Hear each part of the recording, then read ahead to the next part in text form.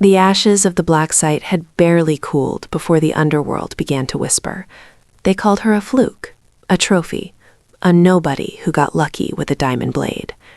Tamika Nazir stood on the penthouse balcony of the Dragon's Lair, her natural curls caught in the cold soul wind, her black silk gown a shadow against the city lights. Beside her, Goon Ki-young leaned against the railing, the dark rose on his neck a permanent vow.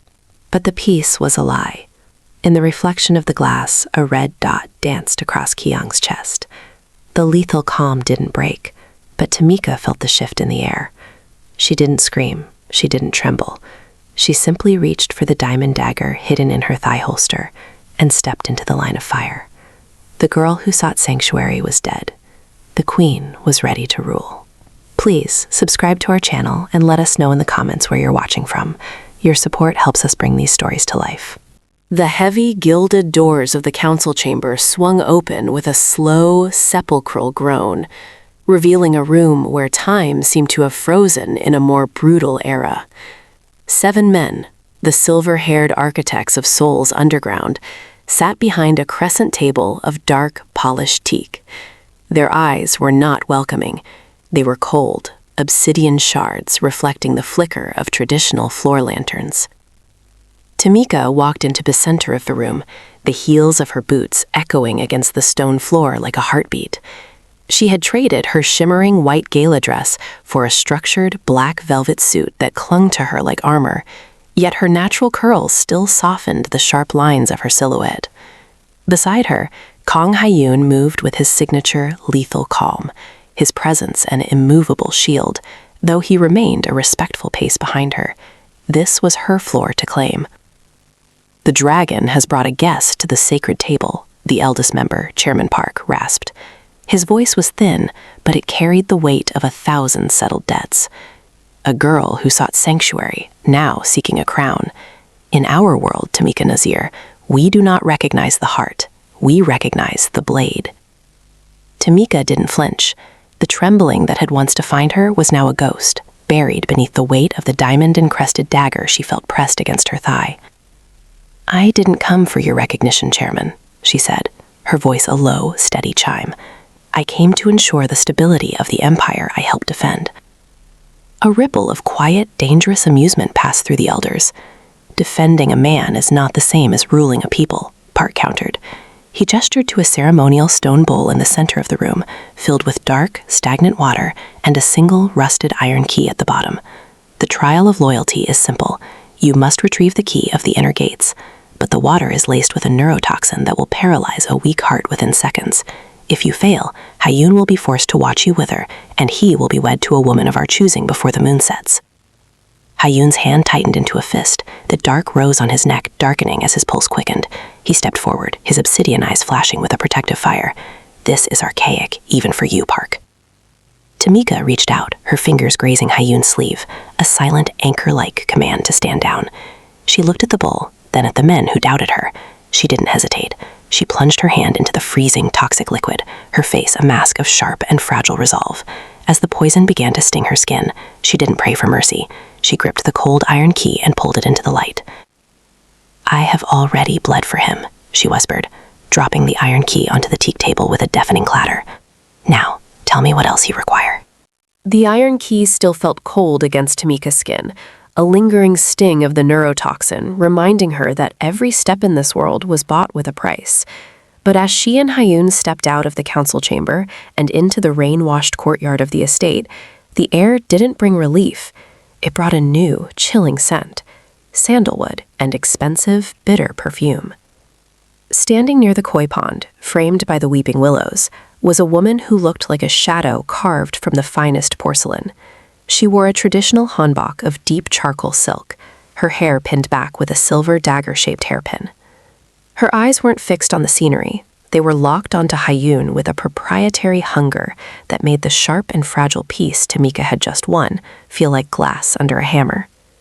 "So, the dragon has finally found a little bird to play with," the woman said, her voice a silken purr that carried a lethal edge. Ha-yoon froze. The lethal calm that usually radiated from him shifted into something rigid, an immovable tension that Tamika felt in the very marrow of her bones. Minso, he rasped, the name sounding like a ghost story he had tried to forget. You were supposed to be in the Tokyo shadows. I was, Minso replied, stepping forward until she was inches from him, ignoring Tamika as if she were a piece of the architecture. She reached out, her fingers ghosting over the dark rose on his neck, touching the ink with a familiarity that made Tamika's chest tighten. But the council sent word. They reminded me of the blood vow our father signed before you ever learned to fire a gun. A vow that says no woman sits at your side unless she carries the mark of the Kim family. Tamika felt the world tilt. She looked at Hyun, searching for a denial, but his obsidian eyes were clouded with a historical debt. This wasn't a threat she could strike with her diamond dagger. This was a ghost from a past she hadn't lived, a shadow more dangerous than Mr. Huang because it claimed a right to his heart, through law, not just force. Minso finally turned her gaze to Tamika, her smile a thin, cruel line. You survived a bowl of poison, little bird. Impressive. But can you survive a legacy? Hyun belongs to the syndicate, and the syndicate belongs to me. You are merely a sanctuary he used while the storm was passing. The storm is over. You can leave now, or you can watch me take back everything he promised me in the dark. Tamika didn't step back. She felt the trembling start in her hands, but she forced it down, her fingers brushing the hilt of the blade at her waist. She wasn't just fighting for a position anymore. She was fighting for the man who had taught her how to survive. The queen was no longer just protecting her life. She was protecting her territory. The Hongdae Underground was a fever dream of electric violet and biting synthetic fog, a hidden club where the air vibrated with the heavy bass of Seoul's illicit heartbeat. Tamika moved through the crowd like a whisper of smoke, her natural curls tucked beneath a sleek platinum blonde wig. A crimson lace mask covered the sharp and fragile resolve in her eyes, and her black silk gown, slit high to reveal the diamond dagger strapped to her thigh, was a far cry from the shimmering white of her past. She was no longer the girl seeking sanctuary. She was the predator in the garden. Hyun was a ghost in her earpiece, his voice a low, possessive rumble that acted as her only anchor. The ledger is in the private mezzanine. The auctioneer is a man named Choi. He doesn't sell art, Tamika. He sells lives. If he sees your face, the council will have your head before the sun rises. I'm not here for him to see my face, Tamika murmured, her voice lost in the rhythmic thrum of the music. She glided past the velvet ropes of the VIP section, her lethal calm a perfect imitation of the man who had trained her. The mezzanine was a stark contrast to the neon chaos below, a room of gold-leafed screens and cold, calculating silence. Men in masks of jade and silver sat in high-back chairs, bidding on secrets that could level corporations. In the center of the room, encased in a chest of reinforced glass, sat the ledger. It was a simple, leather-bound book, but it contained the names of the traitors who had whispered to Minso and conspired with Wang. Tamika felt the weight of the shadow in the room. She could see Choi, a man with eyes like a scavenger, watching the crowd for any sign of a fake. She waited for the moment the lights dimmed for the final bid, the countdown to her disappearance, that she had turned into a weapon. As the room plunged into a tactical darkness, Tamika moved. She didn't use the dagger for blood. She used the diamond hilt to shatter the glass with a single surgical strike. The sound was swallowed by a sudden burst of bass from the club below. She snatched the ledger, the cold leather of victory against the legacy that tried to erase her. But as she turned to vanish into the fog, a hand clamped onto her wrist. The scent of sandalwood and bitter perfume filled her senses. Minso stood there, her silver hairpin glinting under a stray strobe light.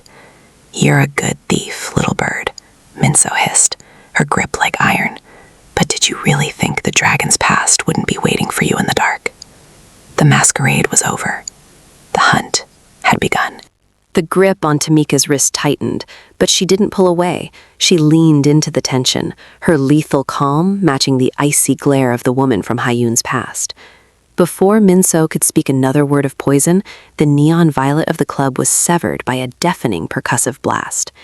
The gold-leafed screens of the mezzanine shattered as Hyun's immovable silhouette tore through the synthetic fog, his suppressed weapon barking a rhythmic cadence that sent the jade mask bidders scattering into the dark.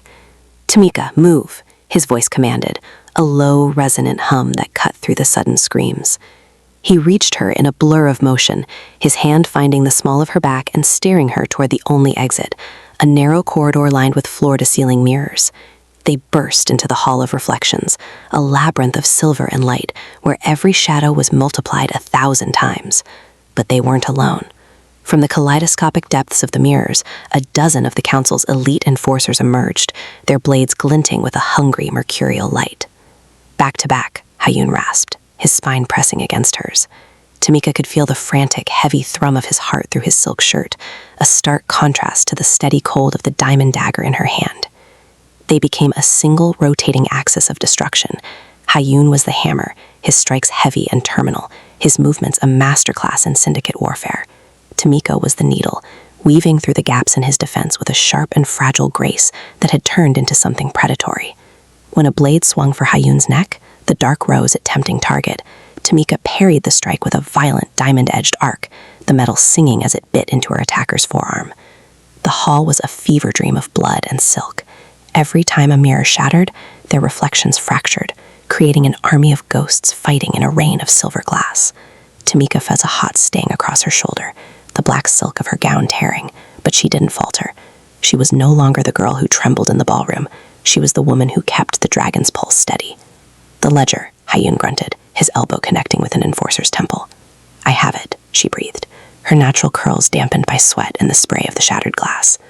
They moved as one, a lethal choreography that left the hall a ruin of fractured reflections and fallen men. As they reached the fire exit, the cold soul air hitting their faces, Tamika looked at their intertwined shadows on the pavement. The shadows of the past had tried to divide them, but in the heat of the ambush, they had forged something harder than any blood vow.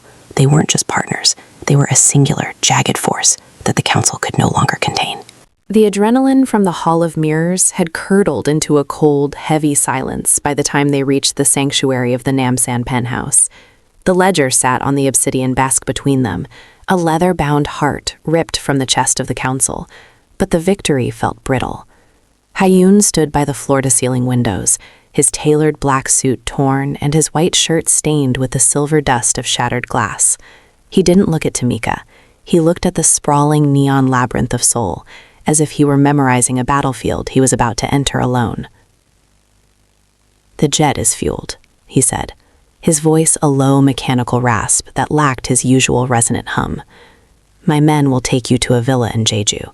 It's off the syndicate's grid. You'll be safe there until I've burned the council to the ground." Tamika stopped mid-motion. The cloth she had been using to wipe the blood from her diamond dagger felling to the floor. The sharp and fragile relief she had felt moments ago vanished, replaced by a stinging, electric indignation. She walked into his line of sight, forcing him to acknowledge the woman who had just saved his life. "You're sidelining me," she whispered, the words hitting the air like a slap. "After tonight? After I bled in that hall to keep your heart beating?" Hayun turned, his lethal calm finally cracking to reveal a raw, jagged desperation. He moved toward her, his large hands reaching out to cup her face, his thumbs grazing the faint scratch on her cheek. "I saw you in those mirrors, Tamika. I saw a dozen versions of you dying every time a blade swung. I am immovable against my enemies, but I am a coward when it comes to your breath stopping. This isn't about your strength. It's about my sanity." "Then your sanity is a weakness," Tamika countered, pulling back from his touch. The trembling was gone, replaced by a cold silver clarity that mirrored the blade at her waist. "You taught me to strike. You gave me the diamond because you said our ring was a cage. And now, at the first sign of real fire, you're trying to lock me in a gilded room across the sea." The dark rose on his neck seemed to pulse with his mounting frustration. "Jeju isn't a cage, it's a fortress. It's a grave for the woman I've become." Tamika's voice rose, a steady chime of defiance. "If you send me away now, Hayun, you aren't protecting a queen. You're discarding a partner. You can't claim my heart in the dark and deny my hand in the light." The rift between them felt like a physical chasm, wider and deeper than any ocean. Hayun stood his ground, his silhouette a dark, stubborn monolith against the city lights, while Tamika stood her own, the ledger a silent witness to their fractured union. He wanted to save her life. She wanted to save their empire. As the moon hung high over the silent penthouse, the dragon and his queen realized that the hardest war wasn't against the council. It was against the fear of losing each other. The rift between them lingered like a cold fog, turning the penthouse into a silent, gilded cage. Haiyun had retreated into his lethal calm, a wall of stone that Tamika could not breach, while she remained in the living quarters, her fingers tracing the edge of the ledger she refused to let him take. To break the suffocating tension, a late-night peace offering arrived, a vintage bottle of Cabernet and 2 crystal chalices, brought in by Sang-hee, the estate's housekeeper who had been with Haiyun since he was a boy with nothing but a dream and a blade. "For the nerves, Miss Tamika," Sang-hee murmured, her smile warm and familiar, the kind of expression that had always felt like a sanctuary in this house of shadows. "Master Haiyun is only a man who fears losing his son." Tamika sighed, the sharp and fragile edges of her anger softening. She poured a dark, ruby stream into the glass, the liquid reflecting the neon violet of the Seoul skyline. She raised the chalice to her lips, the scent of oak and dark berries filling her senses. But as the rim touched her teeth, the diamond dagger at her waist, the steel that had become an extension of her instinct, seemed to hum with a sudden, warning chill. She paused. In the dim light, a faint, oily, iridescent film shimmered on the surface of the wine, a shadow that shouldn't be there. Her heart skipped a beat, not in fear, but in a cold, calculating recognition. She dipped her finger into the liquid and touched it to the tip of her tongue. The bitterness was immediate, a metallic, almond-like sting that signaled the presence of cyanide. The tray rattled. Tamika looked up, her eyes locking onto Sang-hee. The housekeeper wasn't moving toward the door. She was standing perfectly still, her warm expression melting into a mask of hollow, terrifying regret. "Why?" Tamika whispered, the word a jagged fracture in the silence. "The dragon has my grandchildren, Tamika," Sang-hee breathed, her voice trembling. "They said the dragon's queen must fall so the blood vow can be honored. They said you were a virus in the lineage." The betrayal cut deeper than any blade. Sang-hee was family, the only person who had seen the man behind the mafia boss. Tamika didn't scream for the guards. She stood up, her movement fluid and immovable, and poured the poisoned wine onto the white marble floor, where it hissed like a dying serpent. "You didn't just try to kill me, Sang-hee," Tamika said, her voice dropping to a low, lethal chime that echoed Haiyun's own. "You tried to kill his heart. And for that, there is no sanctuary." As Haiyun burst into the room, alerted by the shattered glass, he saw the scene, the wine, the weeping woman, and Tamika standing tall with the diamond dagger drawn. The realization hit him like a physical blow, the dark rose on his neck flushing a violent crimson. The traitor wasn't a mercenary or a rival. It was the woman who had tucked him into bed. The war had officially moved inside their walls, and the dragon's doubt died in that moment, replaced by the terrifying certainty that only Tamika was capable of surviving the rot within. The air in the penthouse garden was thick with the scent of rain and crushed jasmine, a sharp and fragile contrast to the heavy, suffocating silence of the execution about to take place. Sang-hee sat on her knees in the center of the stone courtyard, her head bowed, her sobs reduced to a rhythmic, broken hitch in her chest. Behind her stood the syndicate's inner circle, men with faces of granite who waited for a sign of weakness from the woman holding the diamond-encrusted blade. Haiyun stood by the stone pillar, his immovable presence casting a long, jagged shadow across the marble. His hand was resting on the dark rose at his neck, his obsidian eyes fixed on Tamika. He didn't offer to take the weapon. He didn't offer to spare her the weight of the moment. This was the iron choice, the bridge between being a guest in his war and being the law that governed it. "The council is watching, Tamika," Haiyun rasped, his voice a low, vibrating hum of warning. "If the queen shows mercy to a traitor who poisoned her cup, she invites every dog in Seoul to bite at her throat. The syndicate cannot survive a heart that wavers." Tamika looked down at the blade. The diamonds caught the moonlight, flashing with a predatory brilliance that seemed to mock the shimmering white dress she had once worn. She remembered the girl who had trembled in the ballroom, the girl who had sought sanctuary in the dragon's chest. That girl was a ghost now, buried beneath the layers of silk and blood they had waded through together. She stepped forward, her movements fluid and possessed by a lethal calm. She reached out and placed a hand on Sang-hee's shoulder, a final, anchor-like gesture of the family they had once been. "You didn't just betray me, Sang-hee," Tamika whispered, her voice a steady, terrifying chime. "You traded the only man who ever truly called you mother. You traded his peace for a cage built by the council. Sang-hee looked up, her eyes wide with a hollow, terminal regret. Forgive me, little bird. Forgiveness is for the dead, Tamika countered, her gaze hardening into a mirror of Hyun's own. Justice is for the living. With a single surgical motion, Tamika raised the dagger and brought it down. There was no hesitation, no trembling of the hand. The steel sang as it found its mark, a definitive end to the rot that had threatened their home. As the body fell, the last of Tamika's fragile innocence shattered against the cold stone, replaced by a resolve that was harder than any diamond. She stood back, the blade dripping a dark, rhythmic crimson onto the white marble. She didn't look for Hyun's approval. She looked at the men of the syndicate, and for the first time, they didn't see a trophy. They saw the Iron Queen. She had shed her mercy to save their empire, and in doing so, she had finally ascended to a throne made of blood and shadow. The tranquility of the Namsan estate was not shattered by a scream, but by the synchronized metallic thrum of a dozen black SUVs cresting the ridgeline. The siege of Namsan had begun, a calculated tidal wave of steel and gunpowder launched by the rival families who sensed the dragon's nest was vulnerable. From the floor-to-ceiling windows of the penthouse, the city of Seoul looked like a sea of electric blue, but the perimeter fence was a line of fire and muzzle flashes. They aren't here for a negotiation, Hyun rasped, his lethal calm intensifying as he checked the slide of his weapon. He turned to Tamita, his obsidian eyes scanning the woman who had only hours ago shed the last of her mercy. He didn't see the trembling girl in the white gala dress anymore. He saw a general. I'll take the gates.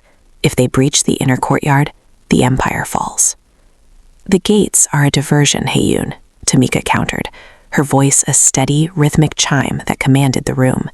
She was draped in tactical black silk, the diamond dagger strapped to her thigh like a silver promise of death. They'll use the service tunnels to flank the armory. Go to the front. I'll hold the heart of the house. He hesitated for a heartbeat, his hand reaching out to graze the dark rose on his neck before pulling her into a brief, crushing embrace. Don't let the fire take you, he whispered against her curls. I am the fire, she replied. As Hyun vanished into the smoky chaos of the front line, Tamika stepped into the command center. The monitor showed a swarm of shadows moving through the underground corridors, the rival family's elite erasers. She didn't panic. She moved with an immovable grace, activating the estate's defensive protocols. Positions, she commanded into the comms, her voice reaching the loyalist guards stationed in the rafters. The breach came from the shadows of the wine cellar. As the heavy steel doors groaned under a thermal charge, Tamika didn't retreat. She stood in the center of the dark hall, a sharp and fragile silhouette illuminated by the sparking wires above. When the first mercenary lunged, she didn't use a gun. She moved with the lethal precision Hyun had carved into her soul, the diamond dagger whistling through the air to find the soft hollow of a throat.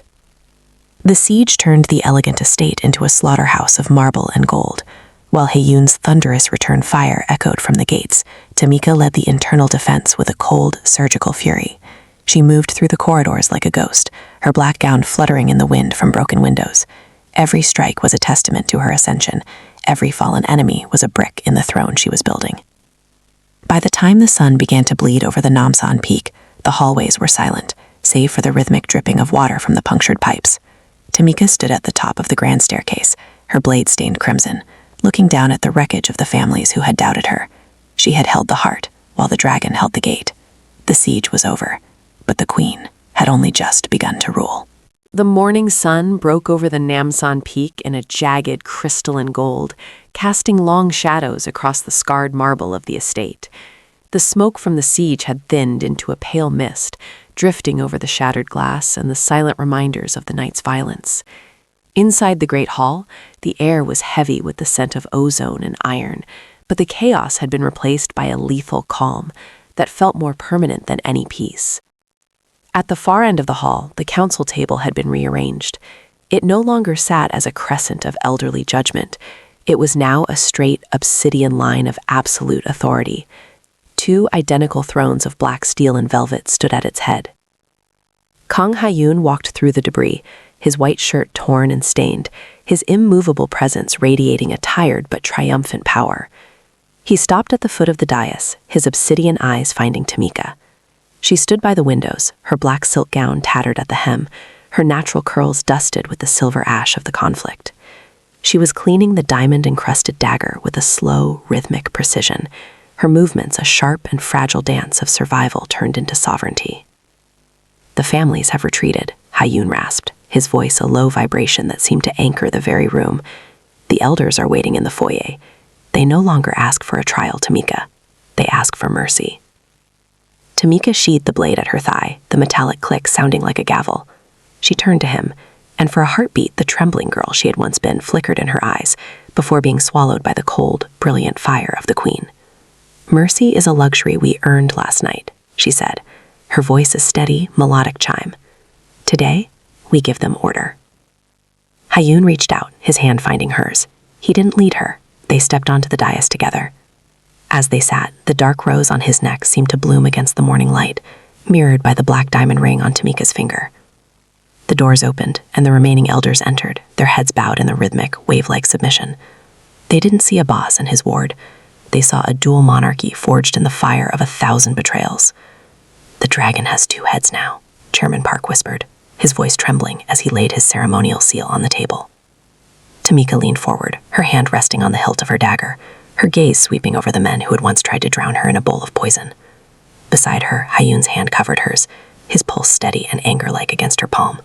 They weren't just ruling an empire. They were defining a new era.